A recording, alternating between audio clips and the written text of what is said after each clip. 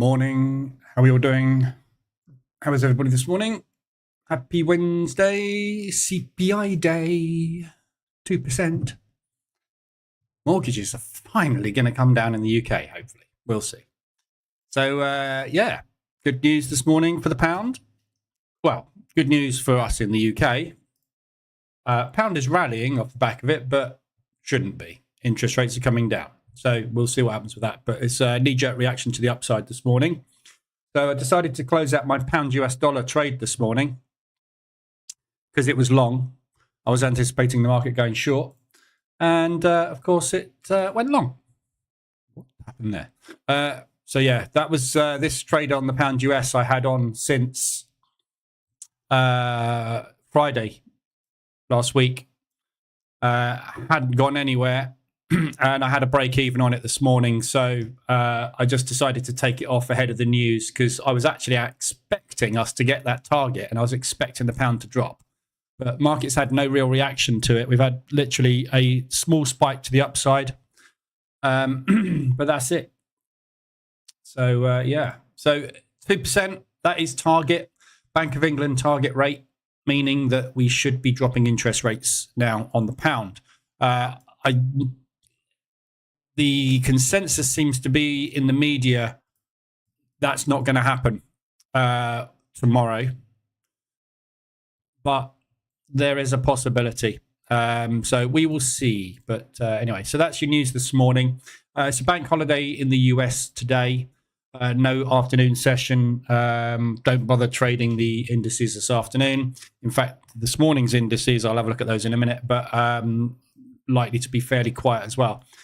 We got New Zealand GDP as well overnight. So that's your news for today. I haven't said good morning to everybody, have I? Bogdan, morning. Danny, Callum, JC, Baggy, Virginia, Evil, Gregors, Neo, Steve, Amy, Ismet, Peter, Danny. Afternoon. No, it's morning. FTNet, George. Depending where you are in the world, obviously. Morning, Monkey, Sarah. So, yeah, so that's today's news so far. So, small spike to the upside on the pound on the news. Not ADR yet. Say yet. Aussie New Zealand, ADR again. Wow. Things hitting ADR every day at the moment. So, you can see there's a little bit of movement on the pound, but we'll see. Not the direction it should be going on an interest rate, on an inflation hit. So, overnight news, not a lot today to cover. I haven't had a scan through properly on the Japanese, so I'm just going to quickly do that now. We had import news. I'm just going to see if there's any more talk from Ueda or Suzuki about FX rates. Nothing there. So, yeah, so no overnight news of any interest at all. So there's your CPI number coming out this morning. Traders are now forecasting a probable 2 interest rate drop during this year. So I think it's 0.39 is the forecast. Yeah, 39 basis points, so 0.39%, which is basically somewhere between a quarter to a half, obviously. So we should be getting 1 to 2 rate drops. So that basically says highly unlikely we'll get the rate drop tomorrow. We're only in June. If we're going to do 2 rate drops in 6 months, they're going to be spread out 2 to 3 months apart, aren't they? So I personally think we should be dropping a hell of a lot faster than that. We are up at 5.25%. We're the second highest worldwide. And well, obviously that hasn't updated yet, but that is 2. Let's see if it updates. But yeah, basically that should be starting to come down very fast now. We don't want to overshoot. There you go. That's updated. So it's 2 now is the inflation figure, 0.3% drop. So there's a very easy run down for the pound from here. So should be fairly soon. I still think there's a good chance of that tomorrow, but it's really difficult to call, isn't it? So it would be a hell of a shock if it does come down. That market's going to collapse. That pound will be gone. So all the trades I've got on pound at the moment, I had a little pound exposure long, but I am short exposed on the pound. So things like the pound CAD, if this is sitting up around here today, the targets that I've got set on this will obviously be adjusted. So my targets at the moment are these lows. If that interest rate drops tomorrow and it's unexpected, we could easily be back down in this accumulation. So I will move all targets down on all pound positions if they haven't been hit today. It's unlikely we'll get 175 hit to the downside. Don't forget there's no New York action this afternoon, so it's going to be very quiet. Right, let's have a quick look at the indices, see what they've done this morning. Would help if I was on the right charts. Not a lot. Dead this morning. So no trade on DAX. 5-minute opening range is what will be traded on the DAX if it breaks. FTSE short, but no volume. No volume at all today, which is kind of what I was expecting. I was in two minds whether or not to bother today with the indices because there's going to be little volume today. We've got a massive day of interest rates tomorrow, and obviously we've got no New York session this afternoon. So it's going to be quite jittery this morning, I should imagine. So it might be a bit tricky, but we'll see. See if we can get a break. Right. So today, going to go through all the pairs, look at the ADRs, look at the RSIs, see where we are with everything. In fact, I'm not going to bother going through the RSI dash today because there's quite a few RSI extensions, but we'll be looking at every individual pair anyway. So I just want to check my FTMO.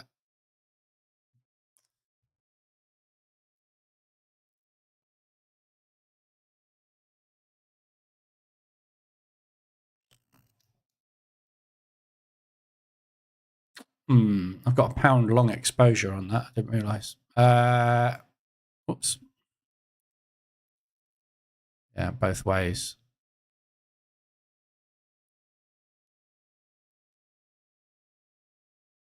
So I'm just thinking out loud. If you wonder what the noise was. Pound Swiss. Yeah, I might just close that. I'm just going to close that pound Swiss out. Just bank that 400 odd pound because I had a 1200 loss yesterday, so just going to get a little bit of that back. I don't think that pound is going to rally today, so I just want to stick that in the bank. Yens, Swiss, Aussie, New Zealand. I'm already in. Okay, so ADRs today. The only ADR we've got is the Aussie, New Zealand. Again, this thing's hit ADR again. So we've had 3 ADR hits in a row. This one was debatable because it was a gap down, but that was an ADR. That was definitely an ADR yesterday, and we've got ADR 125 again today. So this Australian dollar obviously rallying heavily off the back of the interest rate, well, not change, but off the back of the news of the interest rate staying as it is, which is bullish. But also in the press conference, they said that there's potential for the Australian dollar to put one more 0.25% rise on. So that's why we've got that rally happening there at the moment. So there's a good mean reversion opportunity here. You can see we've got nice propulsion gap targets to the downside. So we've got an accumulation break there. So that's a good target. We've got the accumulation break there. So that is one big propulsion gap there. So potential move down from where we are at the moment today. Nicely extended on RSI to the upside as well. We've got 4-hour RSI extension on it above the 80 level again, which is that lovely level we always get a pullback from. So, yeah, really good opportunity for a short on this Aussie New Zealand. It is bullish, but then again, so is the New Zealand dollar. So if we look at news coming up, there's nothing for the Aussies or the New Zealand coming up apart from this GDP figure this evening. So GDP is forecast to go up, which will give strength to the New Zealand dollar. So if we get that forecast number, even if we get a 0, we should get a bull move on that New Zealand dollar. So Aussie New Zealand dollar is really good looking short opportunity at the moment. If we get an ADR off of the New Zealand dollar strength on that GDP number, obviously you're going to pull back. very nicely. So good looking short opportunity. So you can drop down M5, wait for a reversal alert on that one, which is going to be there. It's 125 ADR, so it's a really good extension today. 23% chance of going through that level. So yeah, nice looking short. Other than that, there's no ADRs today. So that's it at the moment. Obviously, the weekly range is extended on that, but you need to take sort of half an ADR, quarter of an ADR off of this number. So I would say 125 is the extension at the moment, because that gap down that we had there, which was somewhere between a quarter to a half an ADR gap. So the actual move on that day was really about 3/4 of an ADR, but we've had 2 ADRs back to back now. So very strong move. Good chance of a mean reversion. RSIs, you've got lots of opportunities, but we're going to go through them all individually. So let me just quickly check the indices to see what they're doing. Absolutely nothing. I mean, it looks like the chart's frozen. So I'm actually going to cancel off the DAX. I'm not going to bother trading the DAX this morning. It's not enough volume. There's a good chance we're just going to flip-flop around today. There's no, I mean, the whole purpose of the opening range breakout is a momentum strategy. There is no momentum. Just not worth bothering with. FTSE, I'm already in short, so I can't do anything about that. But if I can get a 1R out of it, that's about all we're going to get today, and that'll be it for the indices. They're all dead today. Right, so Aussies. So the current moves on the Aussie obviously are based on that interest rate potential rise that the Australian Central Bank was talking about coming this year, as the New Zealanders have. It's not a definite, it's a maybe. So obviously, as you can see, we are fairly bullish at the moment on the Aussie.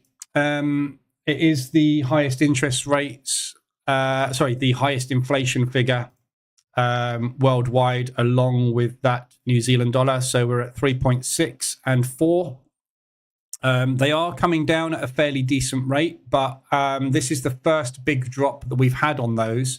So we're expecting a bit of a bounce. Therefore, that's why they're talking about the possible need, if it bounces, to put another 0.25% on, just to make sure it hammers it home, gets that inflation figure down. So we're looking at potential 0.25% increases on both of these, making the Aussie and the New Zealand dollar the only two currencies out there at the moment which are potentially still bullish because of interest rate rise, although that is coming down. So if that CPI number for the Aussie and New Zealand on their next release is at the target they were looking for or lower, that will take the pressure off of that, and they will then suddenly start to become bearish like the rest of the currencies. So at the moment, they're bullish. So ideally, you want to be looking for longs. And obviously, any shorts that you get into, just be aware that you're likely to get fairly small pullbacks. Obviously, if it's going to be continuing to trend, the pullbacks are going to be small. Yeah, so look for previous support resistance bounces, 50% retracements, that sort of stuff, as we're reverting on the way up. But obviously anything you take short is going to be a struggle. If you do get an RSI extension to the upside, obviously you're going to get a lot more momentum going your way.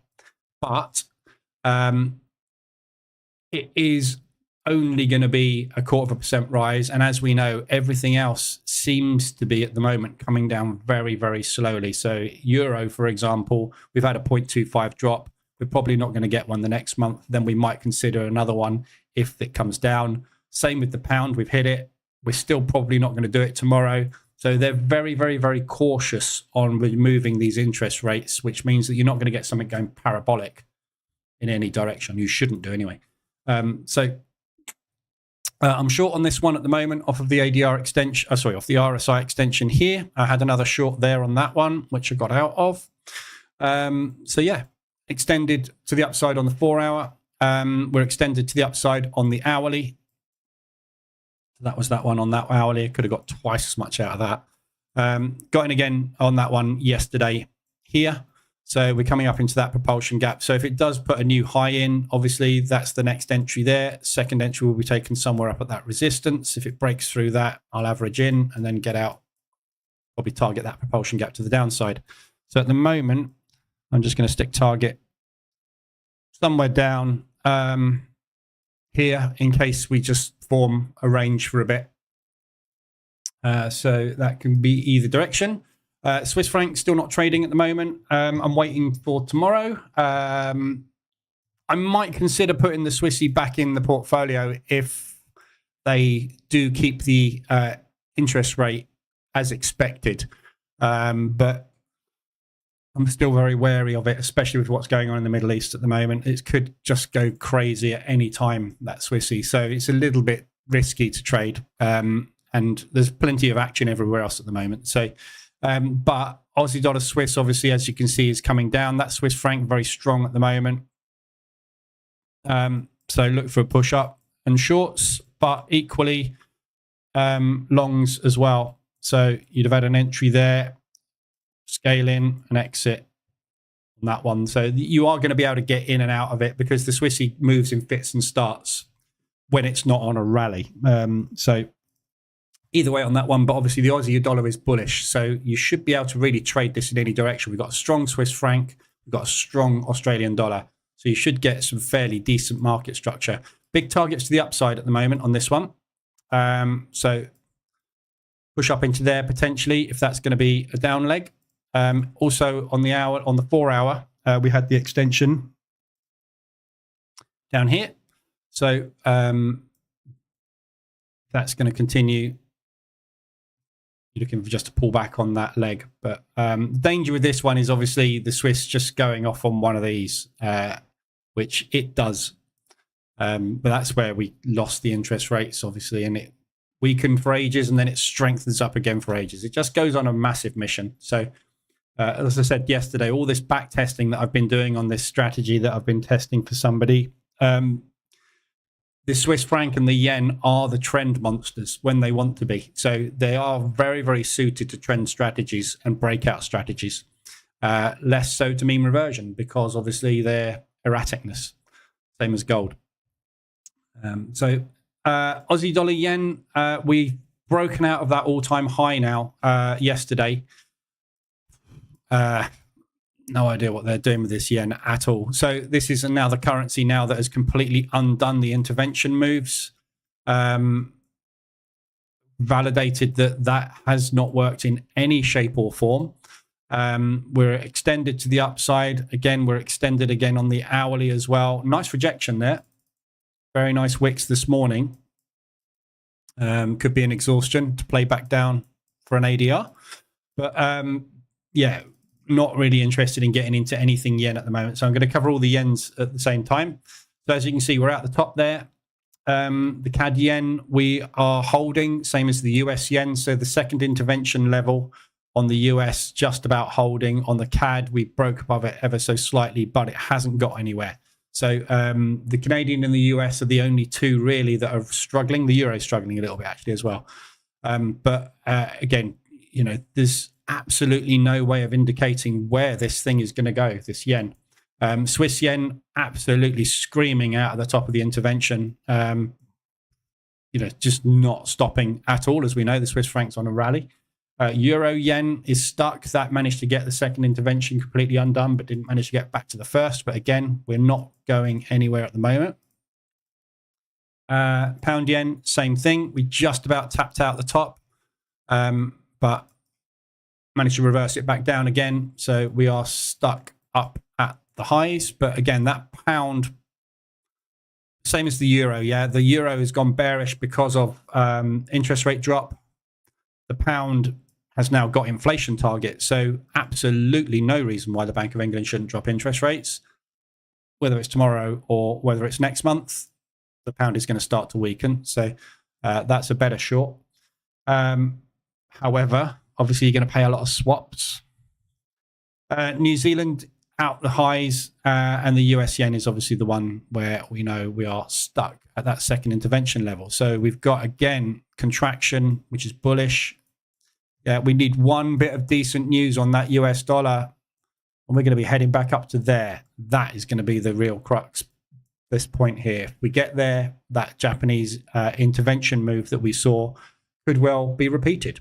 We don't know. We just don't know. They won't tell us anything.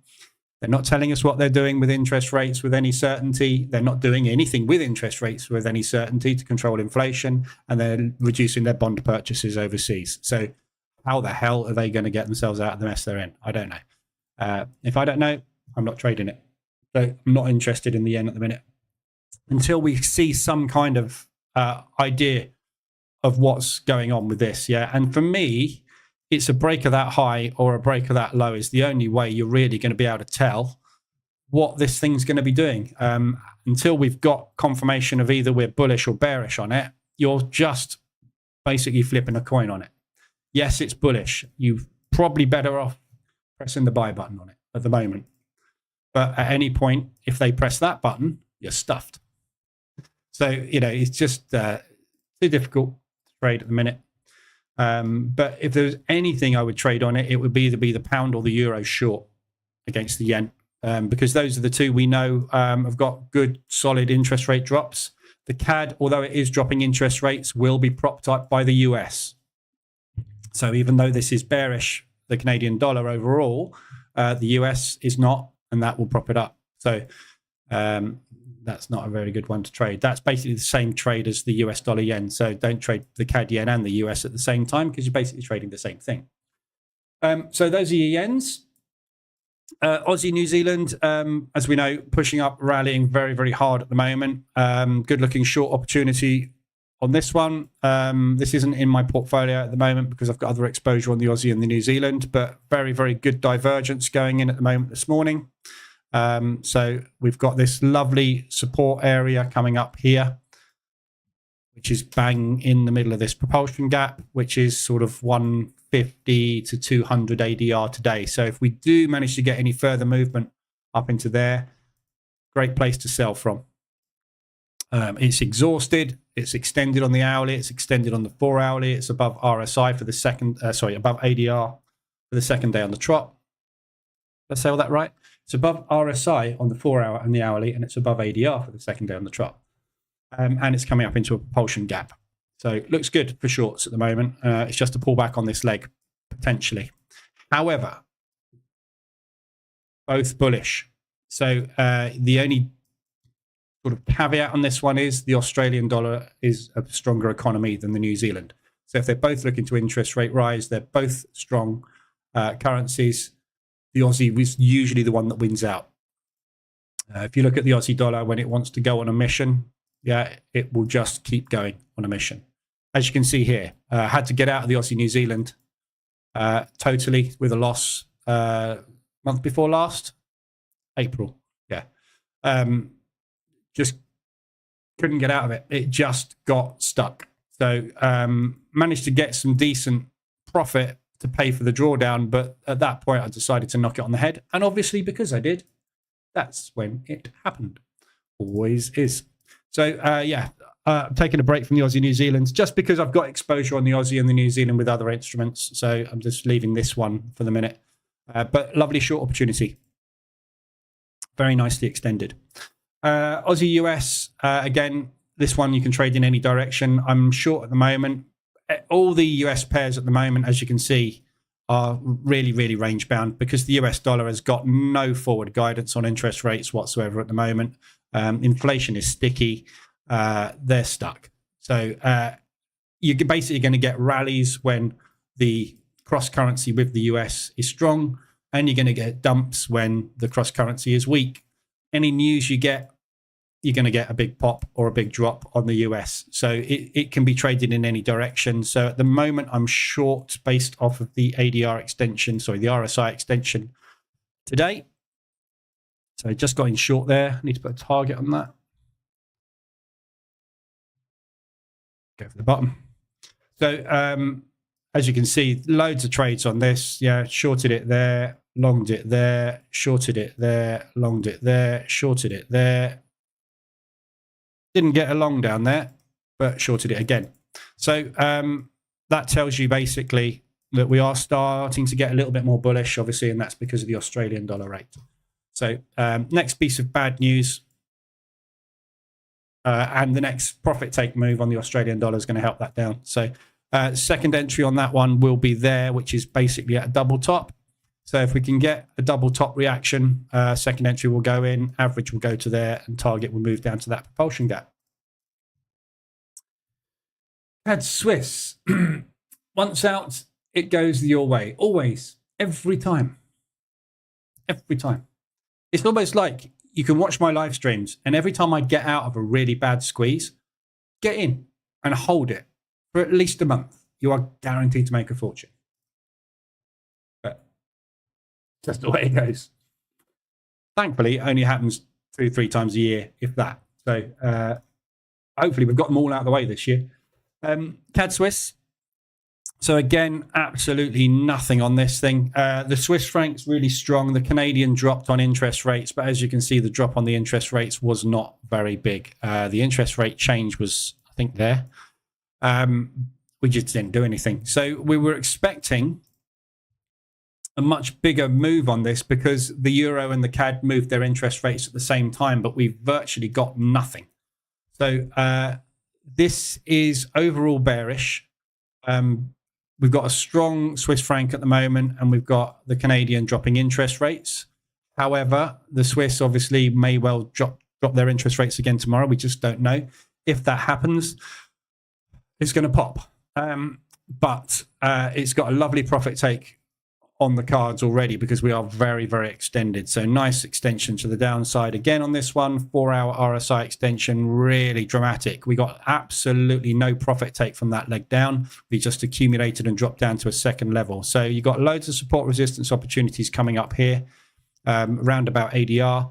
You're extended on the 4-hour, but if you got into this, you probably got into it somewhere around about there, and you're still in it, scaled in, if you're trading H4 extensions.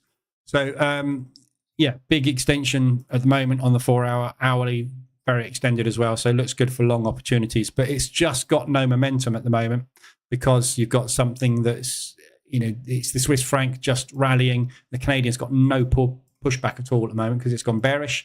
The US dollar's been completely sideways, so there's been nothing to move the CAD. So it's just stalled. Nothing you can do with it. Yeah, so technically, it's a long. Fundamentally, it's more of a short. So it's not the best in the world. You're better off taking RSI extensions to the upside on anything CAD base at the moment. If you can get them. It's hardly unlikely you're going to get them. Morning, Michael. Morning, Chucks. Can you write an EA for that? For what? Oh, well, when I get out, you get in. Yeah, but you'll only get 2 or 3 trades a year on it. So it's probably not the best strategy in the world, is it? Euro odd. So as we know, euro is bearish from a fundamental perspective because the interest rates are coming down. However, it's disappointingly bearish because we know that it's going to be a very slow rate drop. The only thing that will change that is if this inflation on the euro drops dramatically. So we're sitting up at 2.6. If that suddenly drops by 0.6 or something stupid on the next CPI release, that will come down faster. So at the moment, you know, Lagarde and the euro are very, very good at forecasting. They forecasted a bounce. They've got it. You know, it's just everything's going exactly to plan, if you like, for the euro. So it's not going to be a fast drop, but overall, much more likely to be coming down than going up. So I'm taking RSI extensions to the upside. Excuse me. At the moment, dog got me up at 4 o'clock this morning.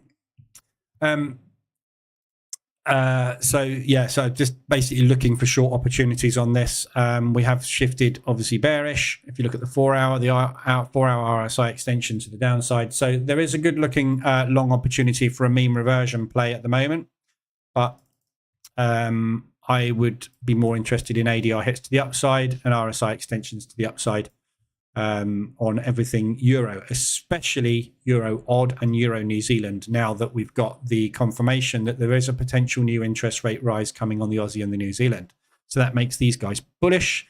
That is bearish because interest rates have dropped. So the only way you will really want to be trading this is down. Trouble is finding an entry.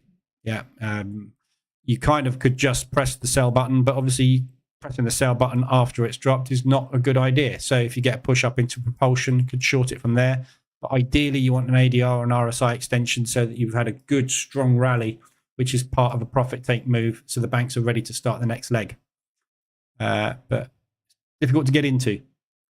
Euro New Zealand, very much the same. That's had a nice extension. Short there, look. It's typical because Euro Odd is the one that I've got the EA running on. I don't run it on Euro Odd and Euro New Zealand because it's the same thing, basically. And Euro New Zealand is not the one I'm on. I'm on Euro Odd, and that is the one that's played out. Typical. So you had an extension on that one yesterday, which was your pullback short. So just looking at that one because it's the same as the Oz. Euro CAD. Last entry on that one was here. Again, shorts only at the moment, not taking longs because there's obviously a lot of pressure to the downside. So at the minute, any propulsion gap targets to the upside we get to, good short opportunities. Yeah, if we were to get up to there, for example. So if there was a big drop in the PMI numbers on Friday for the CAD, for example, we might get a rally. You might get positive PMI numbers for the euro, negative PMI numbers for the CAD, which gives you a 150, 175 ADR. That'd be a good short. But at the moment, just waiting. More likely, you're just going to flag break on this. That's more of a pullback. That was a 50% retracement, which is good. But so yeah, looking for shorts. So last one was there and there. You can hold these longer on the way down if you want to, but I personally just like to get out. So yeah, shorts on Euro CAD at the moment. Euro Swiss not trading. Again, this is going to be a very difficult one to trade. You've got a short bias on the euro. The Swiss moves with the euro, so you've got a kind of a short bias on the Swiss, but the Swiss is very long as well at the moment. So it's very hard. This one in particular gets really squeezy.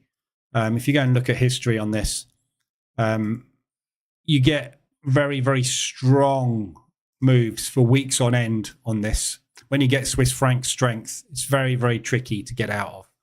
So you can see the size of this retracement that we've got at the moment is absolutely huge. And we've had fundamentals shifting in the middle of that retracement, bearish on the euro. So whether or not this can get all the way down to there without stopping, I don't know. But if it does, there is a big argument for taking a long on it. If you look at the daily on this, I should imagine you're extended on the RSI on the daily below the 80 level. Yeah. Usually you get a very nice reaction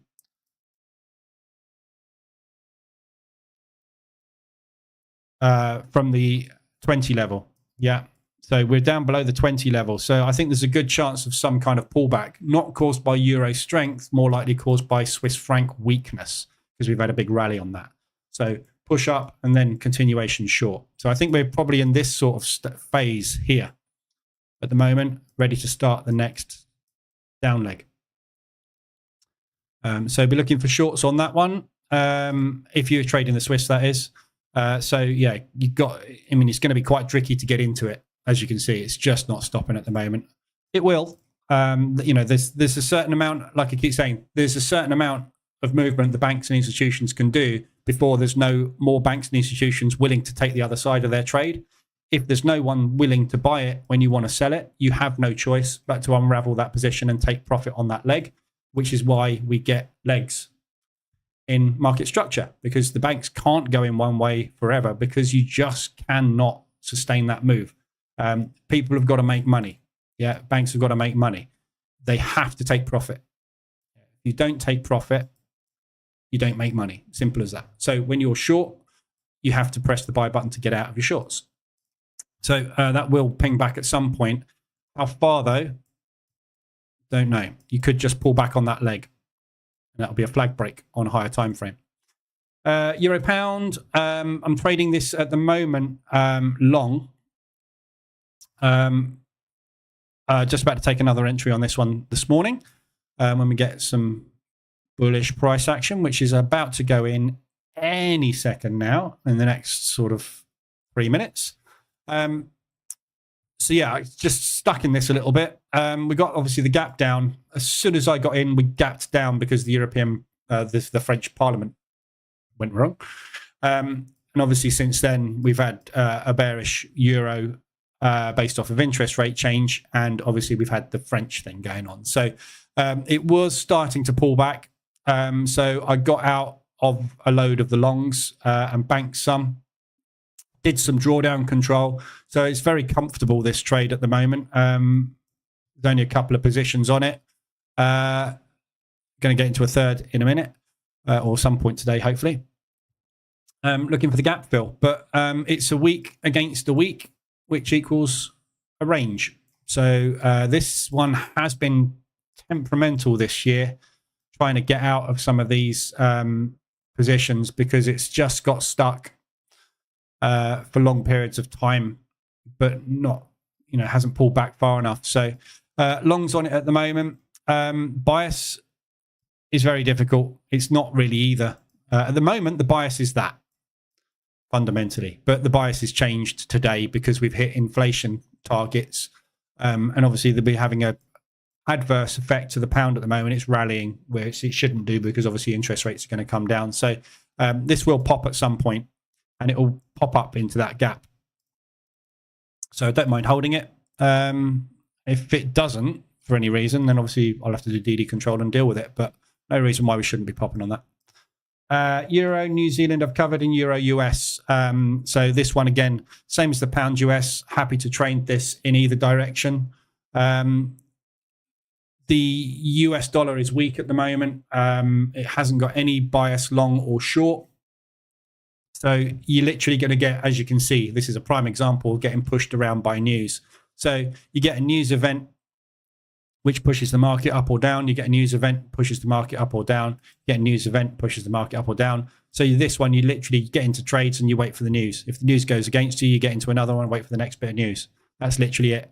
Because there's not enough strength or weakness, rather, in the euro off the back of the interest rate change for it to collapse. There's not enough strength or weakness in the US dollar to do anything at the moment. So it's literally just going to keep going up and down all the time. How many trades you need to get into determines how long they decide to do it. But 2 to 3 positions on this really should be about it, because it just moves up and down all the time. The market structure is totally erratic, as you can see. It's up and down, and all over the place. It's not normal, lovely, trendy market structure. It's a mess. But messes are great for mean reversion because as long as there's a mess, there's a movement. You can make money. So the gap fill got done on the news. So there's no reason for this to rally back up to that gap because it's completed. But there is on other pairs. So some euro strength is probably on the cards. No trades on it at the moment this week. Last one was there. We obviously, that's held up, that propulsion gap, but that's not really a propulsion gap, is it? That's more of a A-shape recovery. Yeah. And that is a propulsion gap. And obviously they are selling short from there. So if we get up to there, be a good looking short. If we push back down into the lows, good looking long. Doesn't really matter which way you trade it. Pound odd. So at the moment, Australian dollar is strong off the back of the news. The pound at the moment, doing anything today, is it? Look at that. Inflation hitting target.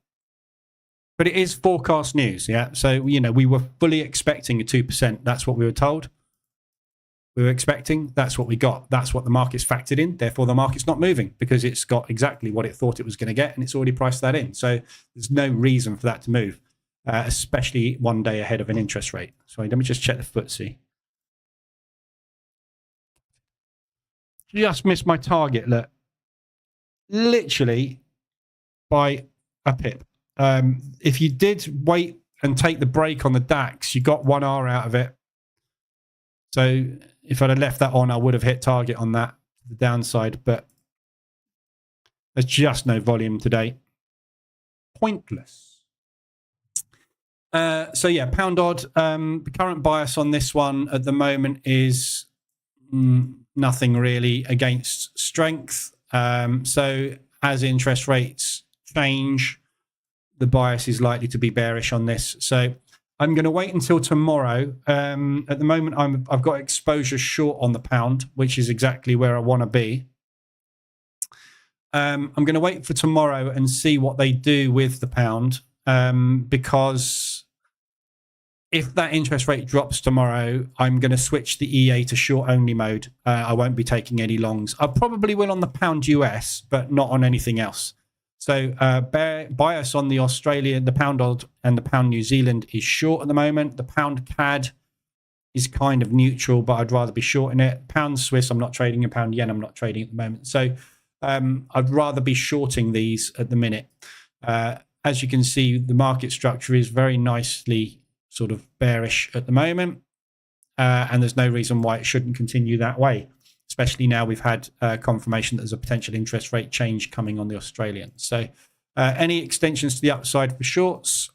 However, if you want to take a long, it's extended now, but tomorrow, just bear in mind tomorrow, if that interest rate does change and you go long here, you are possibly going to get stuck in it for a while, assuming the market reacts as we would expect it to. So this is a lovely little support we've got coming up here. This monthly level, previous resistance, that whole area there. So good chance we get a bounce. Whether it can get 125 ADR or so to get up into there before tomorrow, unlikely. But we will see. You never know. We've got no trading this afternoon in New York, so there's not going to be any volume to move this today. So the most likely move today is going to be a rotation. So if you get into anything today, you're probably not going to find out what the result is of your trade until tomorrow lunchtime. So it doesn't really make any sense to get into anything. Pound CAD, we'll wait and see, obviously, on the pound. So pound CAD has a bullish move off the news, but obviously, as I said, that's not really what we would expect off an interest rate, an inflation number as expected. This is probably just part of a profit take move on this leg. So if we can get an ADR hit to the upside, good looking short. I'm already short on it, obviously. I've been short on it for a while, and the Canadian's just been weak as hell. So looking for it to come all the way back down. Again, as I said this morning, target at the moment is there. Unlikely I'll get a 175 ADR move today. If I did, I would get out. If tomorrow I'm sitting around here, which is more likely what will happen, I will move my targets down in anticipation of the pound dropping on the interest rate tomorrow. If it rallies, fine. My next short entry is up at last week's high. So that's absolutely perfect. Pound Swiss, again, Swiss franc. When will the Swiss franc stop rallying? Don't know. We're going to find out tomorrow morning what they're doing with their interest rates. So if they do drop that interest rate tomorrow, we'll get our answer. So the forecast is 1.5. The forecast previously was for them to stay the same. They decided to drop it. The forecast is for them to stay the same this time. They might drop it. We just don't know. So the Swissy for me at the moment is just no point. They will shock you. And if you go long and that shock happens tomorrow, you're going to make money. Yeah, you'll be up, at least back up into this accumulation here. So it's a great long opportunity at the moment. Good divergence on this as well, look, on the hourly. All bullish. Everything's bullish. Everything's saying it's bullish at the moment.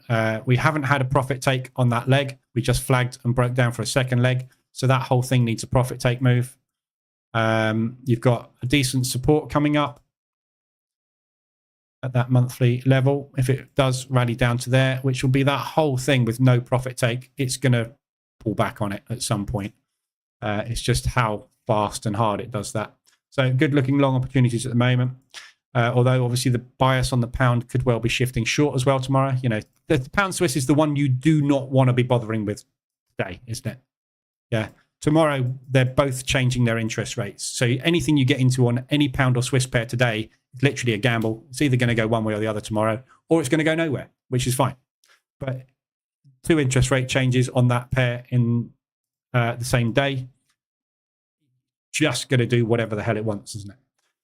Pound New Zealand, I've already covered. That's the same as the pound odd. No, I haven't. Did I? No, that's what I did with the euro. So as you can see, got in long on this one. Difficult exit on this one, unfortunately, but got out of it. in the end. So just waiting for a new signal to form on it. Again, this one is a bear and a bull. So we want to be shorting it. That propulsion gap holding very, very nicely.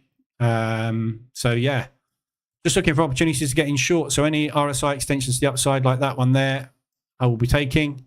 ADR hits to the upside, sort of 125s, 150s would be perfect, but not today. Not going to get a signal on it today, and tomorrow's interest rates, so nothing to see there really. Pound US dollar, again, don't mind trading this in either direction. It's been a bit of a mess over the last couple of weeks, but yeah, as long as it continues to go up and down, which is no reason why it shouldn't, I will be getting in.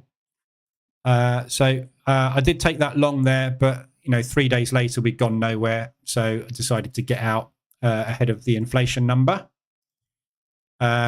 which I would be in a whacking great, probably $60-70 worth of profit. So really not, as you can see, the market is not interested in shorting the US or longing the pound at the moment. It's just waiting for that interest rate number. So if we did get an extension today, I wouldn't have a problem shorting it at all. Just waiting for the interest rates. New Zealand got longs on at the moment. That's in profit. Waiting for it to get back up into there. Bias on this one. Interest rates possibly rising. If not, definitely staying stable. Interest rates dropping. Bullish. So, yeah, just waiting for a move back up to break that high. So market structure, very nice and clean and easy to read. We've got a double bottom going in there. So it is weaker than the previous legs, but should still be bullish. So I'm targeting that propulsion gap at ADR. New Zealand dollar Swiss coming down. Again, all the Swissies, same. It's exactly the same story. They are all due a pullback, either on the current leg or the previous leg. So we're just waiting for some Swiss franc weakness. Yeah. If anything kicks off in the Middle East, it's not going to happen. It's going to collapse. So again, just be very careful with it. It's one of those that's just running away at the moment. New Zealand dollar, US dollar, again, no real problem taking this in either direction. At the moment, I've got a long on and targeting 125 ADR. I was going to target the propulsion gap to the upside, but I decided to go short just because we've double bottomed. So if you look at market structure, when it shifts, you get a low, a high, a higher low, a higher high, higher low, a lower high, double bottom, or you get a higher high and a double bottom, and then it shifts back down again. So what we've got is a very, very, very weak uptrend, really weak. Only just got a new higher high, and we've just put in a double bottom. So you've had very, very weak highs going in, and now that isn't even making a new higher high. And it was only just able to make, a higher low, only just able to make a higher high. So market structure is really more range bound than weak at the moment. So I'm anticipating a potential of a lower high going in and then moving back down again. So I'm not going up here or there. I'm just going to try and get a 125 out of it. If we get to ADR and I see it struggling again, I'll probably just jump ship manually, but we'll wait and see. It could continue and it could make a new high. Obviously, it's all down to news. So that US dollar's got all the news coming out for PMIs on Friday. We've also got unemployment claims on Thursday, tomorrow. So there is a potential for movement tomorrow afternoon. Also, bank holiday today. We're going to get very little movement on the US. So there'll be a build-up of orders to place tomorrow. And we've got a quadruple witching on Friday. So all hell's going to break loose Friday. So yes, this could go anywhere. US dollar CAD, both directions, up, down. As long as this thing stays range bound, which it has been for ages, just keep trading it in any direction. Every RSI extension to the upside works. Every RSI extension to the downside works. Every ADR hit works. Everything just works. If something is in a range, mean reversion cannot fail.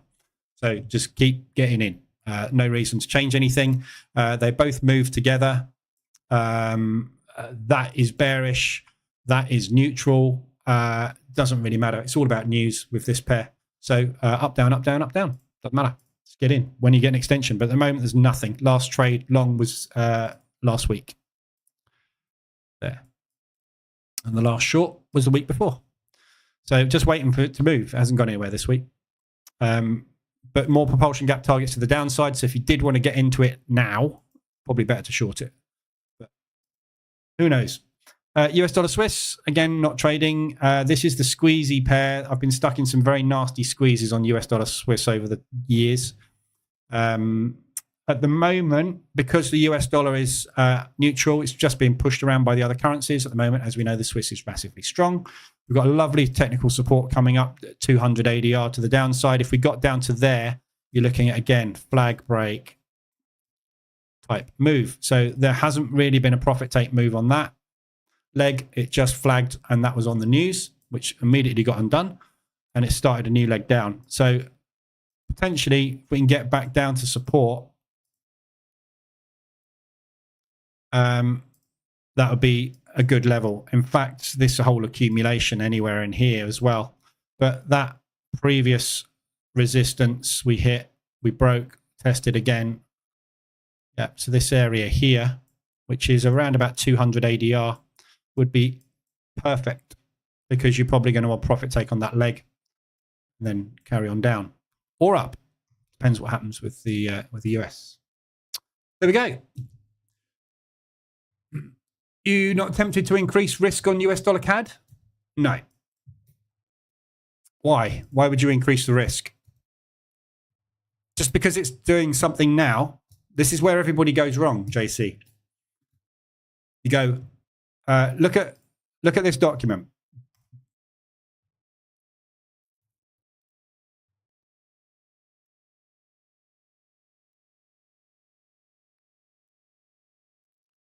Walking on water. Step 4. Where'd you go after step 4? Back to step 1. Yeah. If you get cocky, oh, this is beautiful. It's the best thing since sliced bread. Look at it. It's working like a dream. Let it carry on working like a dream until it's not working like a dream anymore. If you increase your risk at the point it decides it's not going to work like a dream anymore, you're going to double your loss, double your pain, double everything hideous. Yeah. Keep your risk the same. Yeah. Just because something is working now, it's not going to continue to work. Market regime will not stay range bound forever. Ranges break into trends. Yeah. If you go, oh, this is brilliant, I'm going to double my risk, treble my risk on this. So it then pushes down. Yeah. You go long. US dollar is dropping its interest rates next month. Sugar. Just doubled my risk at the worst possible moment in time. Just don't do it. Risk is risk.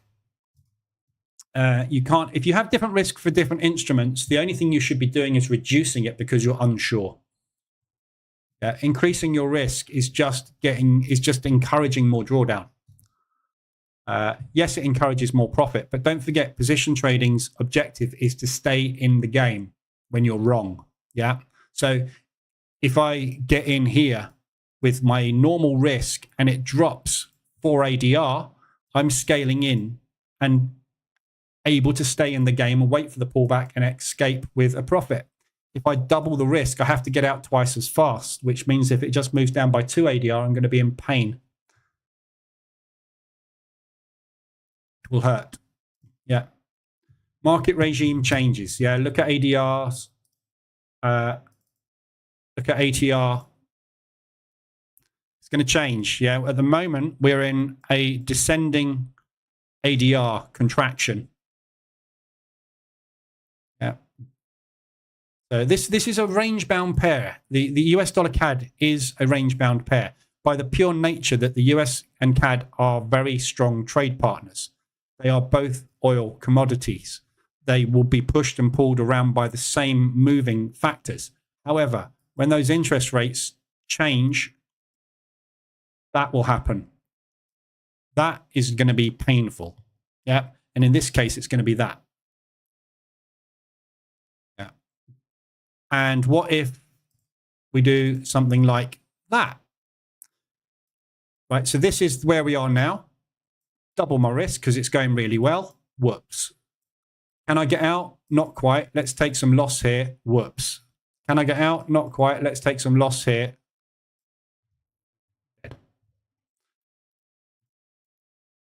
Or twice as much loss. You know, it doesn't matter. Just forget it. Don't do it. It will cause you pain. I've done it. That's why I put this document together. I've been through this process so many times. Incompetence, not knowing what the hell you're doing, conscious incompetence, knowing that you're doing it wrong, figuring out how this thing works by eliminating everything that you know doesn't work, going, I've cracked it. I'm going to up my risk, walking on water. I'm the best trader on the planet. The market will always show you you are not the best trader on the planet. And you will be removed back down to there. The next time you get to that stage, you go, I remember last time I was here, the mistake I made was increasing my risk and getting cocky. That's when you move on to autopilot and realize that you just let the market do its thing and just do your thing. Rinse and repeat what works. What hasn't worked in the past isn't going to work in the future. What has worked in the past most of the time will work in the future. Getting in with 1 to 2% risk on a trade, on a position, because you think it's going really well, isn't going to go well. Because at some point, what will happen, usually what happens is you go, haha, it does work. This is amazing. I'll be able to pay the mortgage soon. Crap. Everything you've made this year has just vanished. And the next time you get back to that stage, which will be very, very quick because you know what not to do. You've had that Euramaker moment. You know what to do, but you realize now that risk is very, very important. Just the way it is. There's nothing you can do about it, unfortunately. The best way to make more money is to use more money. Yeah, use the same risk, increase your account size. If you increase your account size, you increase your risk. If you increase your risk by increasing your account size, your drawdown remains the same, but your profit goes up. So if you start trading a 5K account and return 5 to 10% a month for 6 months, you go, brilliant. I'll now put another 10 in. So now I'm trading 3 times the account size. Your profit will go up by 3. Your drawdown percentage won't change. That's why we work in percentages. The only way to make money in this market is use money. Money makes money. There is no way to make money with small accounts. There is, but obviously small money with small accounts. You want to make 10 grand a month, you're going to need a 100K account. Or you're going to need a very, very lucky run. But at some point, that lucky run, you will realize, is luck. Everybody can have lucky months. I've had 25, 30% months. Very rare. I've had them. But it's not because I'm brilliant. It's because everything I did, the market just went, yeah, you can have that every single time. And then I have other months like you saw in March where it just goes completely wrong, or April rather, goes completely wrong. Market takes it back. You've just got to make sure that the amount of times you give it back is not as many as the amount of times that you take it. Talking about that, that testing that I did recently on the other strategy that I'm doing for this guy, it's not that. So this is a good example of that, yeah? This is the 10-year strategy performance of the strategy that I've been testing for him and developing. And this illustrates that point very well, yeah? So, you know, on all of these years, yeah, so this is the yearly profit. And as you can see, every single year, bar one, is a loss, is a win, yeah? The reason that is a loss is because it's COVID. Yeah, COVID completely wiped out the entire year's worth of profit. So the strategy is robust in the fact that in COVID, the collapse, it only lost $500. I'll take that. Market collapses and you only lose $500. Not many strategies that do that, is there? But every other year, as you can see, it's generating beautiful alpha, lovely profit, constantly, doing very well. It has the odd blip where it doesn't do particularly well, but it generates good money.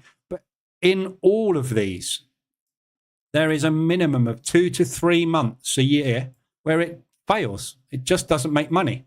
There's nothing wrong with the strategy at all. Yeah. There's something wrong with the market. The market for this particular strategy, which is a mean reversion strategy, if you go and look at these months, they will be trending months. What do mean reversion strategies not do? Work particularly well in trends. How often does the market spend in mean reversion? 70 to 80% of the time. 12 months in a year, 2 to 3 months of the year, you're not going to make money because the market's going to trend. The rest of the time, the market will range because that's what it does 80% of the time. So this proves the fact that the market trends. And people have asked me, how do you know the market trends 20% and 30% of the time? You test any mean reversion strategy, the strike rate will be somewhere between 60 to 70%. You test any trend-based strategy, the strike rate will be somewhere between 20 to 30%. That tells you that is what it does that amount of time. Yeah. So there is no strategy out there that's going to work all the time, which is why you've got to stick to it. If you happen to pick up this strategy in July 2019, you'd have lost money. And then in August, you'd have lost money.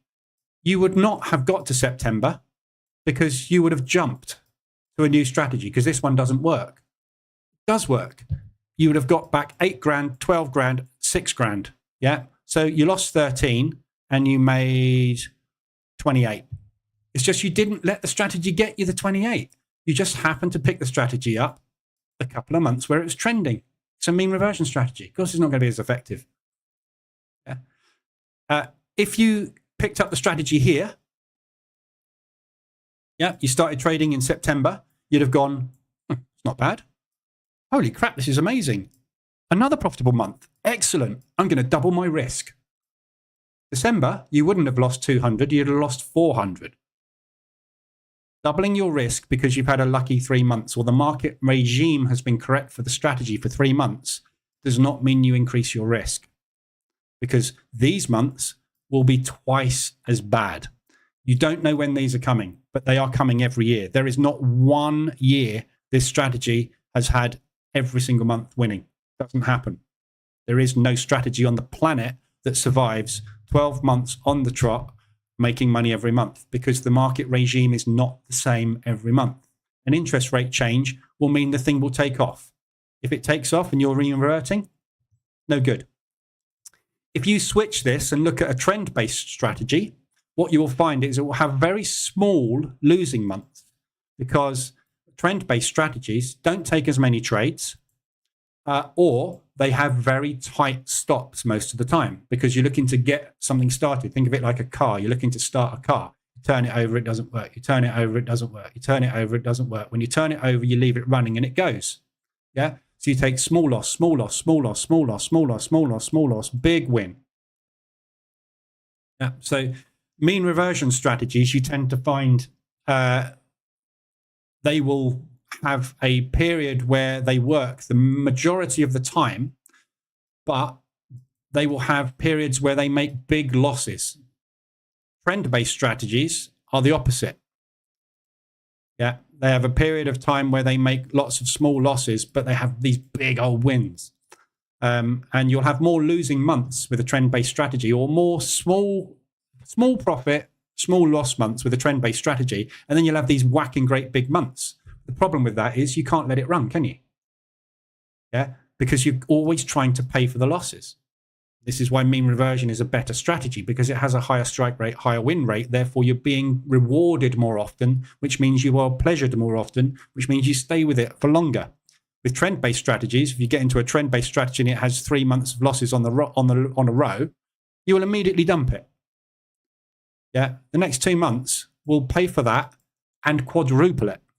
But you won't get those because you've jumped onto the next strategy because it didn't work. And the worst thing you can do is jump from a mean reversion strategy to a mean reversion strategy, because you end up in a cycle of it constantly working, constantly failing, constantly working, constantly failing. It works all the time. Mean reversion is the same thing, isn't it? It doesn't matter whether you use a Bollinger Band, an RSI, or a stochastic. It's the same thing. All it is based on is the market moving up and down. But that's how it works. So, at this point, this is where everybody tends to fail because you get cocky. Yeah. Look at all these gurus you see out there that constantly reinventing themselves with new systems, new strategies, new this, different way to do this. Let's tweak that. Let's change this. Let's do that.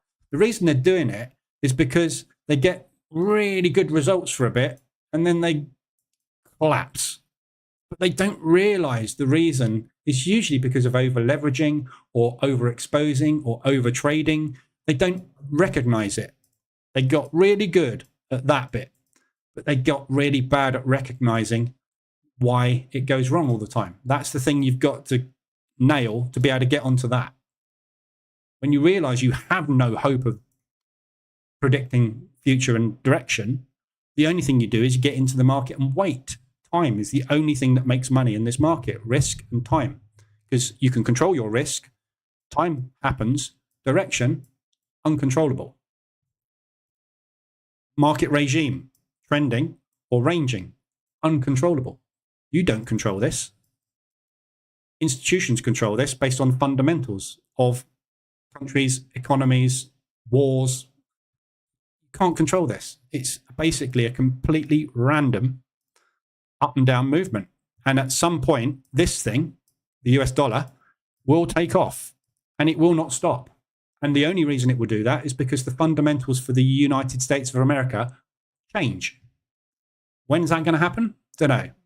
When it does, you need to be a trend trader. When is it going to happen? Don't know. So if you want to get into trend trading now in preparation for it, brilliant. Everybody has been in preparation for this for 12 months, waiting for the US interest rates to change. The trend traders are all dead. The mean reversion traders are all sitting here going, this is the best thing since sliced bread. But at some point, it's going to do that, and it's going to hurt. But if it does that once or twice a year, so be it. And that's what that is. Yeah. Once or twice a year, it's going to be a bloody nightmare. But the rest of the time, it's going to be fine. You just got to trust in the strategy, trust in what you're doing. All will be well. What pairs will you be focusing on for the Salem witch trials on Friday? I don't work that way. Today. I won't be trading indices. I don't know. I don't know what I'm going to do on Friday.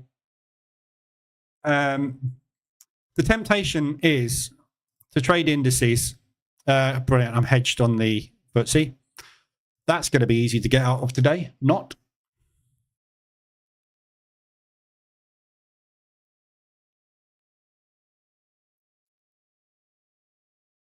Yeah, not sure about that. So yeah, I don't know what to do at the moment with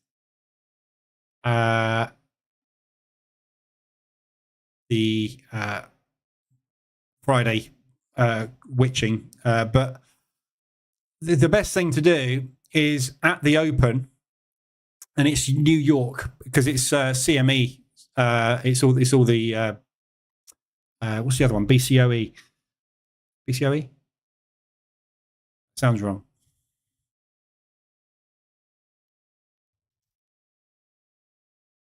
Business Center of Excellence. No. Whatever the other major exchanges. But yeah, basically it's a case of pick something, wait for it to start, ideally wait for a small pullback and jump in and hold. That's what you do. With FX, it usually mainly affects US dollar pairs. But because US dollar pairs affect every other currency, in the fact that if you are wanting to get in on the US dollar move, you're going to need to pull liquidity out of other places. You usually find everything moves. So as a position trader, do nothing because you will find it will all undo itself at some point anyway. But if you want to get on it intraday, pick anything. US is going to be your best thing to trade. Probably at the moment, I would say something like the US dollar yen is probably your best intraday instrument for trading things like that. Because obviously you've got this thing at the moment weak as hell with no possibility of doing anything. If that unwinding on the stock market causes a massive sell-off, the US dollar is going to rally, and the yen's got nothing, is it?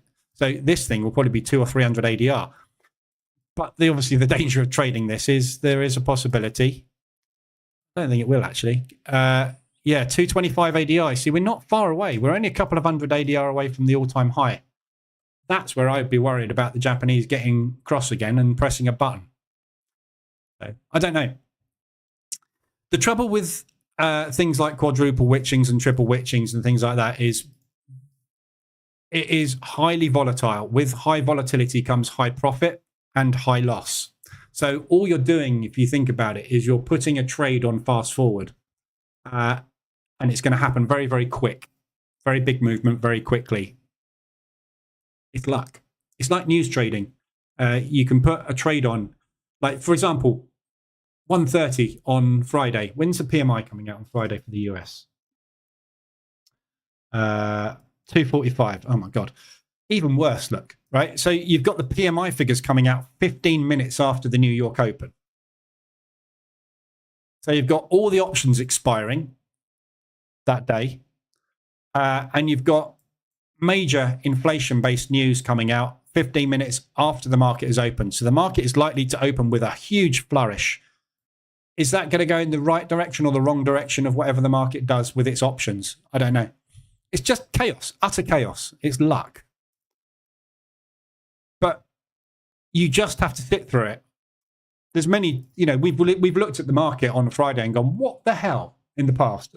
And you look at the news and you're like, but there's nothing happening.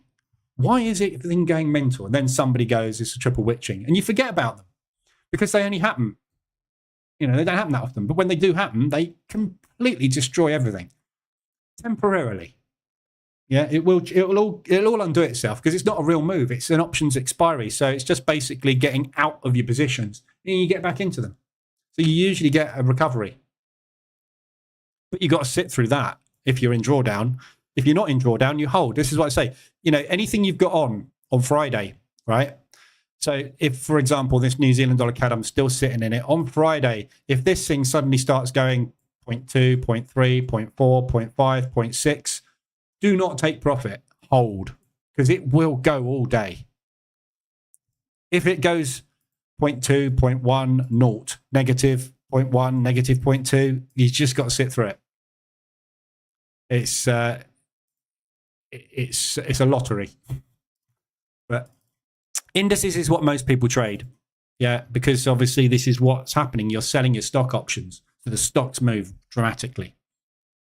And it tends to be a massive profit taking, which is why it's one move in one direction, because it's all the long-term traders trading options, expunging their positions. Basically, they are taking profit on it all. Most of the time, because most of the options positions are long-term holds, therefore they're profitable. So it's a massive feeding frenzy of money, which is why it doesn't stop. But I don't know.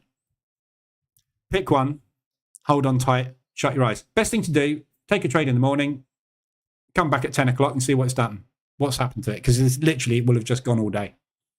So you watch, Friday, we'll look at it and nothing will have happened. It will have done absolutely nothing. We will see. We will see what happens. So tomorrow I'm doing New York session, which will probably be quite busy tomorrow because obviously we won't have had a session this afternoon on the New York exchanges. And then 7:45 on Friday, I'll be looking at the DAX, FTSE, and having a look at the fallout from Thursday. So tomorrow I'll be on in the afternoon. No, I won't. I'll be looking at the fallout from Thursday tomorrow afternoon. So I'll be on tomorrow afternoon, but I'm coming on after it's all happened. So we'll be seeing what happens with the SMB rate. Very 50-50 chance of a shock there, I reckon. The press conference will give us forward guidance, but they never say anything. So we might get a big move off of it. 12 o'clock is the big one for the pound. Again, I think there's a chance that they may change the rates. We will wait and see. Don't forget, this rate change will happen tomorrow. The votes will happen tomorrow. So it's like this could just come out at 0.25% lower. And then we've got the unemployment claims at 130. So tomorrow in New York, I will look at the open. If we've got beyond ADR, I won't even bother, because if we've had an ADR move, the market will be exhausted. So, and obviously it's going to get ready for Friday. So, but yeah, tomorrow morning, actually from tonight. So you've got GDP for the New Zealand, Swiss National Bank announcement, and then the pound announcement tomorrow. So big day tomorrow. But I'll be on in the afternoon and we'll have a look at what's happened to it all. When this happens and the trade goes against you, why is it so hard to take the loss and change direction?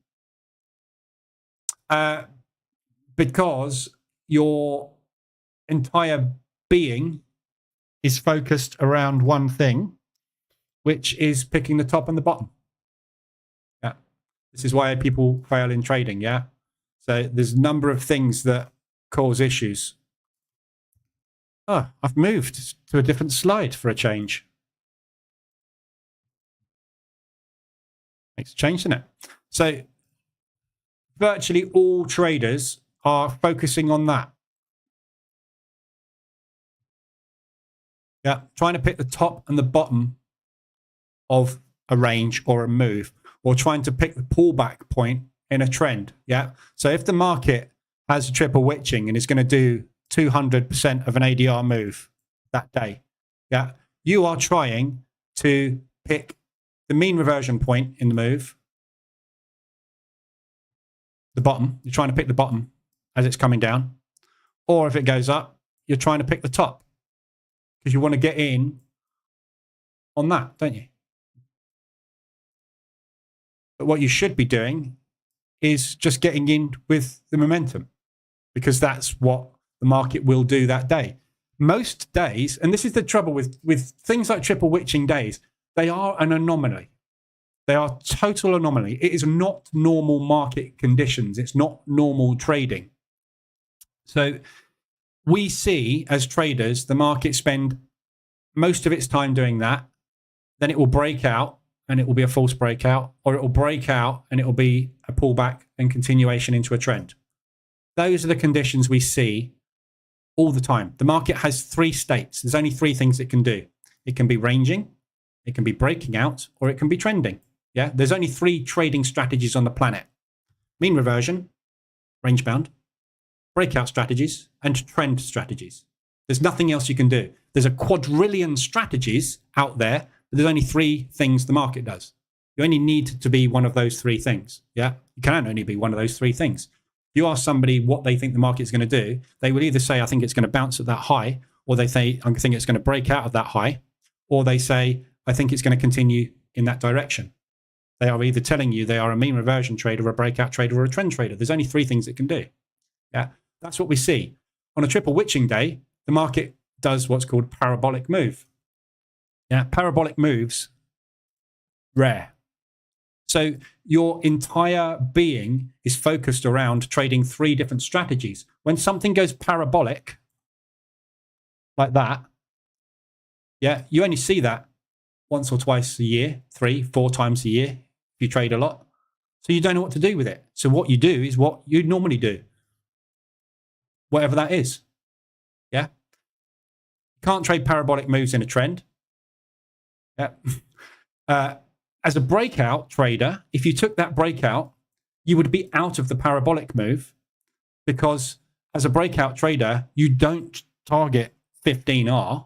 You target, usually as a breakout trader, something like a 2 to 3R. Yeah, so you'll be out of the move too quick. Therefore, you'll be thinking, Christ, this has gone further than normal. I think I might try and fade this. And you'll fade it all day, because that's what it normally does. Yeah, so your mind reverts back to the norm, which is what you see happening all day long, every day. Apart from things like triple witching, parabolic days, you can't handle it because you don't know what to do. When's it going to stop? If you go back and look at all the triple witching dates and look at the stock indices, you'll see some of them are 150 ADR, some of them are 300 or 400 ADR. Yeah. Opening range breakout, you could get a 20-25R return. But holding it for that amount of time is impossible because you don't do it. That's not what you do, is it? When you look at your P&L, right, and you see your P&L getting up to 1%, 2%, whatever it may be. So if you're risking, like I am at most of the time, quarter, 0.5% at a time, when you get up to 1%, that's a 4R. It's a 2R to 4R return. Thank you very much. There's not many trades come along like that, is there?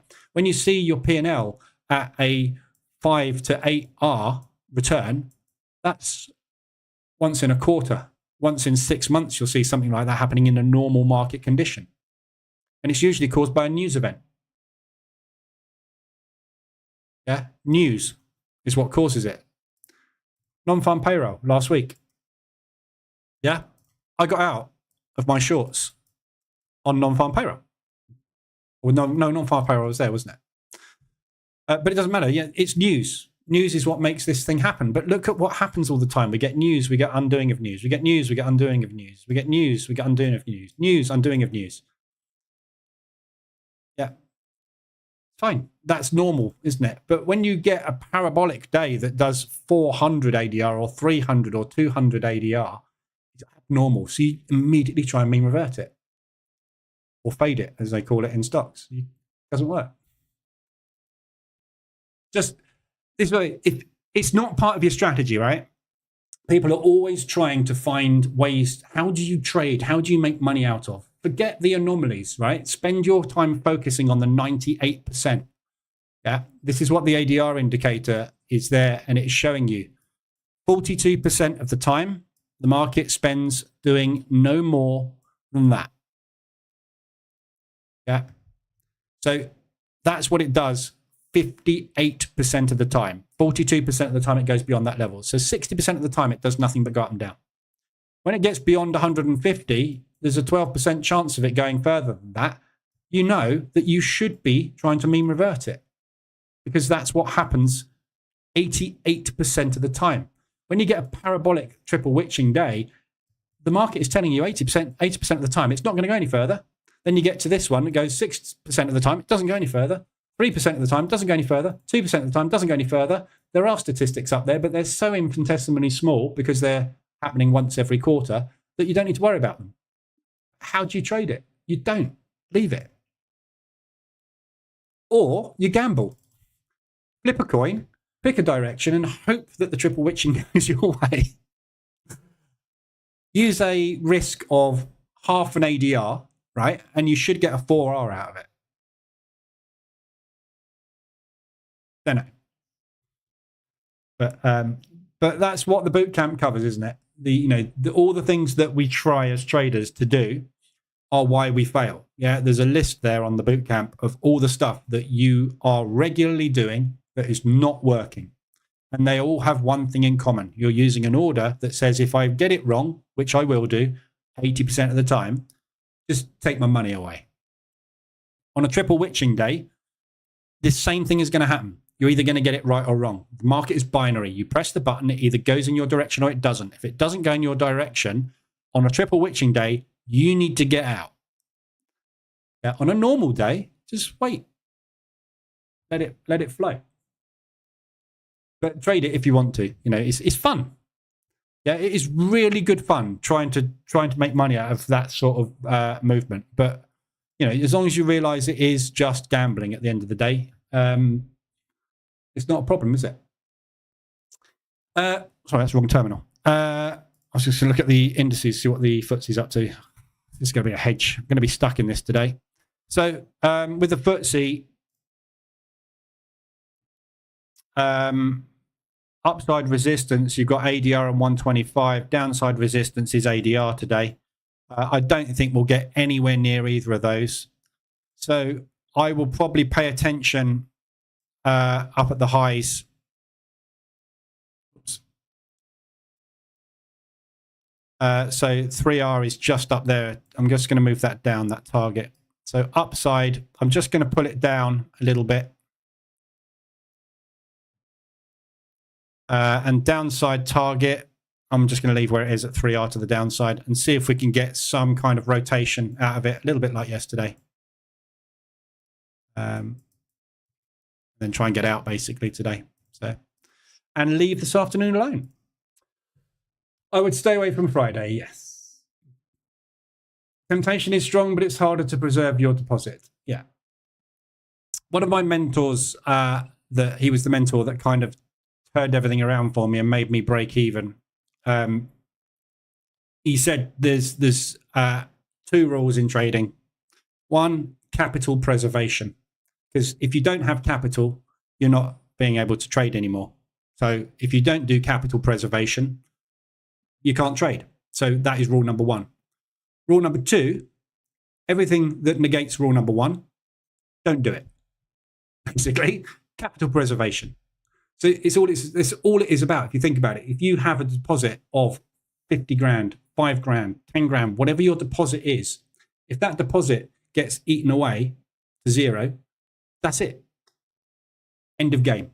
It's a business. You've got to treat it like a business. If you capital disappears, that's it. You're out. Off you go. Go and do something else. Go and work at McDonald's, basically, isn't it? So everything you do is about trying to preserve the capital. If you revenge trade, if you've had a bad week and you see an opportunity because there's a triple witching to get a massive return and it works, all that's done is cemented the fact that you can gamble to undo your losses. If you ever walk into a casino 3 or 4 times a year, you know there's no way on earth you're coming out with a positive result because the market has an edge. So just don't do it. But if you want to do it, understand it is just a pure gamble. That's all it is. And use a small amount of your deposit. You won't need a lot because it's going to move pretty fast. But, you know, sometimes it doesn't as well. Yeah, we've had triple witchings which don't do a lot. So if the market hasn't had a lot of options activity, there won't be a lot of expiries. So it doesn't tend to do as much. You usually get an ADR out of it. I'll be very surprised if we don't get an ADR at least. We'll see. But anyway, we'll find out on Friday. Fun. Right, so I'll be back tomorrow afternoon at 2:15. We will have a look at the Swiss rates and the pound rates and the unemployment claims and see how much market movement we've had. Anything that you are in at the moment based on Swiss franc or pound, if you're in profit ahead of the release, bank it because you can bank it and spend it. If it goes against you and takes that profitable trade into drawdown, you've got to get it back somehow, hopefully. So get out of anything like that, that you've got profit. So look at your P&L before the news comes out. You know, I haven't got anything I have. So pound CAD, for example, there. If that is still in profit tomorrow, it will be going down there regardless. Best thing will happen is that will have become bigger. Oh, well. These will become profitable for me. Brilliant. If that goes against me and goes negative, I can't get it back. Yeah. But I can add it again and take it again. Yeah. So always bank profit before big news events. Specifically on the currencies that you're in, but obviously bear in mind everything tends to move on interest rates if it's a shock. If it's a shock, everything will move. If it's not a shock, you'll be fine with all other currencies. So yeah, just bear in mind all that's coming tomorrow. It's the big one. All right, so have a good day. Anything you need, I'll be in Telegram or Discord. And back tomorrow afternoon at 2:15, ready for the New York session. All right, so have a good one, and I'll see you next time.